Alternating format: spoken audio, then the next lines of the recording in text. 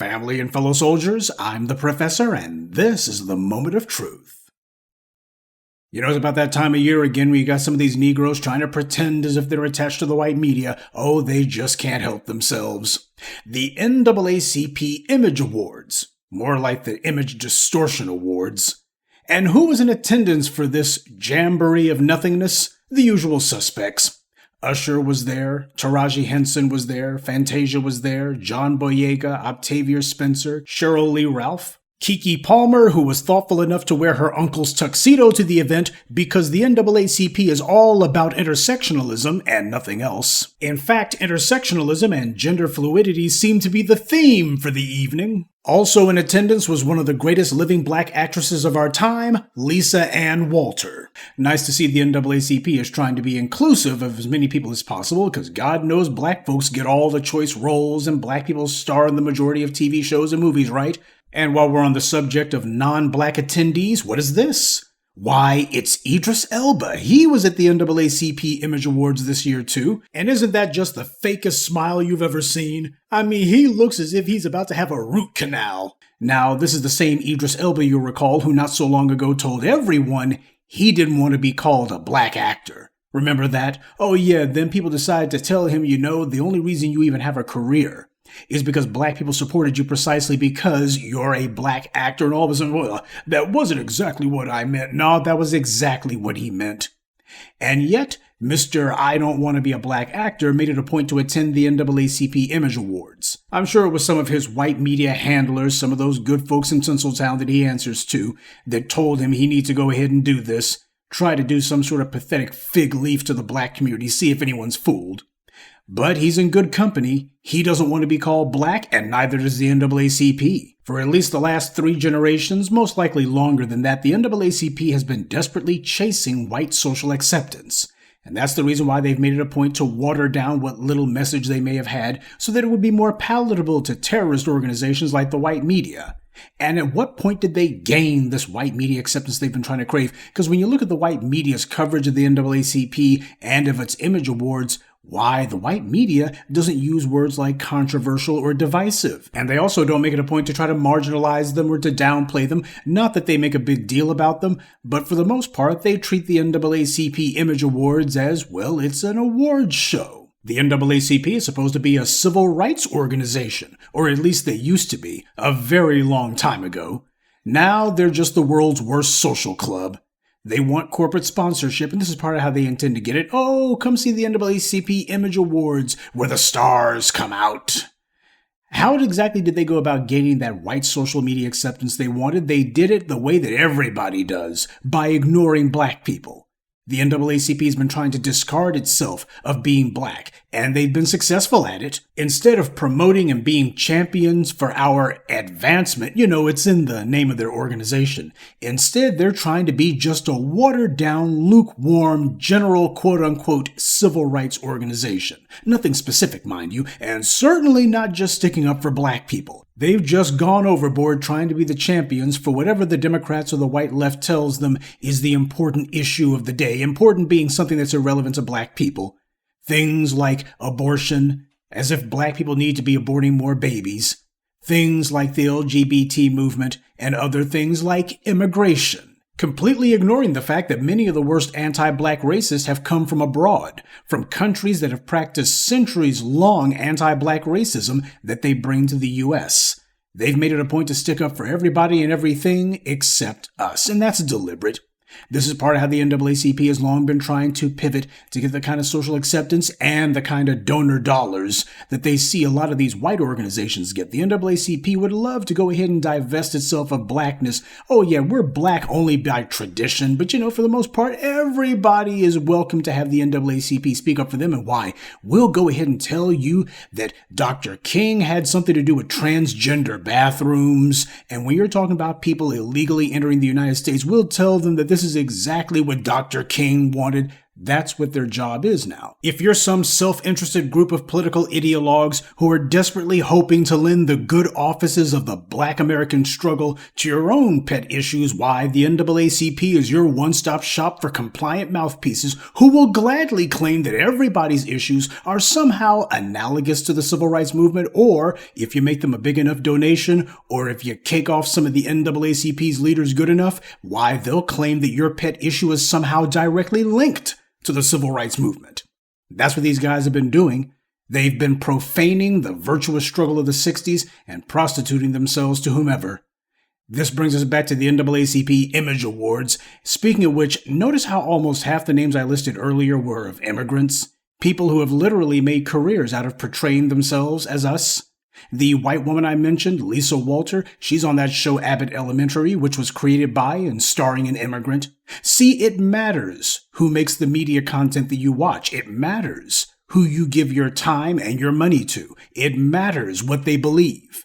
Because if you're not careful, you'll find yourself making excuses for your own marginalization. You'll allow yourself to be conditioned to become a mere spectator in what's supposed to be your own story. You know, Malcolm X talked about that. About the evil, seductive power of the white media, how everything in the society, from movies to comic books, are all portrayed in a way with the idea of convincing you that you're not oppressed, presenting images and narratives of black people who are in the society and otherwise getting along with everyone. That's a dangerous lie that you can't afford. And when Hollywood couldn't find sufficient FBA actors to do these roles, they outsourced them. There's a serious argument to be made for cultural proprietorship. When everyone else makes something, it belongs to that group. It's private property. You would never have a situation where black people would be allowed to claim any sort of ownership or to have anything to do with karate, kung fu, or even other Asian cultural artifacts such as manga and anime. You would never have black people even allowed to say that we had anything to do with that. Even though a number of those animes and mangas and movies and such have been heavily influenced by black American culture, when non-black groups create something, it's theirs, and that's respected. But when black people make something, it's always community property. It belongs to everyone. And everybody then immediately turns around and claims it and tells us that we didn't have anything to do with it and that whatever we make is inferior. The NAACP has not merely been negligent in their duties, they have abandoned them. Black people are being murdered with impunity. We're being subjected to a genocide by way of resource deprivation. The infant and maternal mortality rates in the black community are off the charts, but you wouldn't know it judging by the words or the actions of the NAACP. They're putting on their much ballyhooed image awards, throwing themselves a party, glitz, glamour, and buffoonery. Why, what, us worry? What problems in the black community? Yeah, you got Negroes wearing suits, smiling for the cameras, and pretending as if somehow they're fully integrated members of the society, when in fact they are every bit as much on the outside as they've ever been.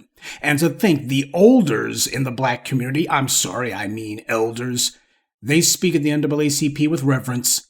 Nostalgia is a trap for the weak, and for people who lack the nerve to fight for what they want, they resort to nostalgia because that's what they always have to retreat to. It takes a lot of nerve to ask us to respect an organization like this. You want to know why the white media has gotten away with presenting actors, athletes, and entertainers as being black America's leaders? It's because the so-called civil rights organizations have blurred that line, and in most cases they've just abandoned their alleged duties altogether. And why does the white media, as well as both major political parties, think nothing of ignoring our interests? It's because they know that they can always get some bootlicking chump from the NAACP to go on TV, and their chosen mouthpiece, their chosen puppet, will just slavishly lend their melanin to the narrative that black people don't mind being ignored. Why, we've got all kinds of issues that America is facing. Oh, it's about America now, not about the black community. We can't be so narrow-minded. It's okay to prioritize everybody else over us. Our issues are no more important and hence no more urgent than anyone else's. And as a result, we get systematically ignored, and that's okay because you got to think about the big picture. You have never seen the NAACP talking about anything that truly mattered. You've never seen them taking the lead on what we need. Reparations? What's that? It's all just part of the show. As black people, we oversample when it comes to entertainment, and that's dangerous for people who are oppressed. It encourages you to retreat into a dream world, as opposed to knuckle up so you can change the real one. As the black media, we present you daily with the obstacles and enemies that we face. You know a group is irrelevant to black empowerment when the white media has no problem promoting them. It's like BET. That's also another group that has a little annual award ceremony. There's another organization that has long made it a point to chase white corporate and media approval. Dr. Claude Anderson said that black America has been abandoned by its political class, but the NAACP broke bad on us long before the misleadership class was even in office in any large numbers. The NAACP might have occasionally taken some good stances in the past, but let's be honest, they mostly did it on things that didn't endanger their own precious social acceptance. The social revolution of the 1960s that black people performed was equal parts good and bad for us, and we need to come to terms with that. Yes, you had the freedom fighters and the revolutionaries out in the streets, but you also had a lot of people who had otherwise good intentions, though no real understanding of who they were dealing with. And that's on the good side of the spectrum. On the other hand, you had a hell of a lot of Negroes who were claiming to be fighting for civil rights, but in actuality they were only fighting for their own personal advantage. And they had no problem walking and trampling over the bodies of dead black people in order to get there. You had a lot of these Negroes who were merely trying to build a power base for themselves. That's why they couldn't wait to jump in front of the cameras every chance they got. The sad reality is, a lot, if not the majority of people that you saw claiming to be fighting for civil rights, these were just self-interested opportunists who recognized that the movement could be used as a springboard to vault them into a life of comfort and wealth for themselves, get them into politics, or finesse themselves a better position in society altogether. From John Lewis to Angela Davis, the revolution was sold out time and time again.